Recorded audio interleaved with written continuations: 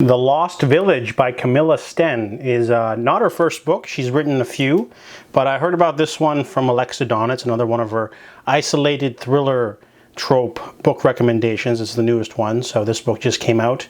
And I have to say that I thoroughly enjoyed this story.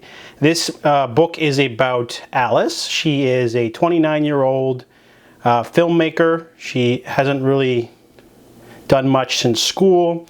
And she has a personal connection to this lost village in Sweden called Silvertarjn. And she was able to raise up enough money on GoFundMe in order to, or Kickstarter, I don't remember.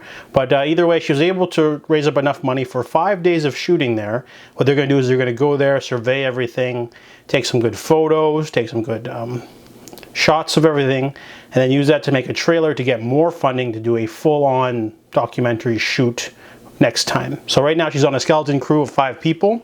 There's her, there's Tone, there's an old friend of hers named Emmy, and then there's Max and another guy whose name I don't, Robert maybe? Anyways, the 5 of them drive out to the middle of nowhere, and basically they can't be in contact with anyone because the iron ore messes with the cell phone waves, so they already take away the whole help stuff. So the isolated stuff is there. However, there's this deep sense of unease throughout the entire book. It's not a very long book.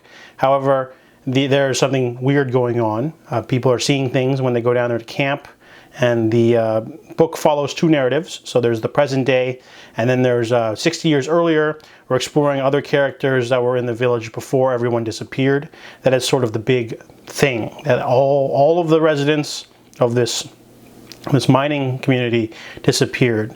People say ghosts, aliens, supernatural event. So people are sort of just, it's definitely a juicy hook for any, documentary filmmaker or book person to want to exploit that story. But she also has a personal connection to the town. So as they're exploring things, things get weird, and then we finally get the big reveal. So overall, I really didn't quite dig the past storyline because it starts off too slow. It starts off with a series of letters, and that's not the most exciting thing to read, but after it gets more and more intriguing as it goes on. Same for the present day. The characters are not as well adjusted as you might think, and they all have some serious problems. So some stuff sort of comes to light. There's a lot of infighting, a lot of weird stuff going on. I really liked that extra layer of character development instead of just having them deal with the weird events of this town. And then overall, it was a very satisfying read, honestly.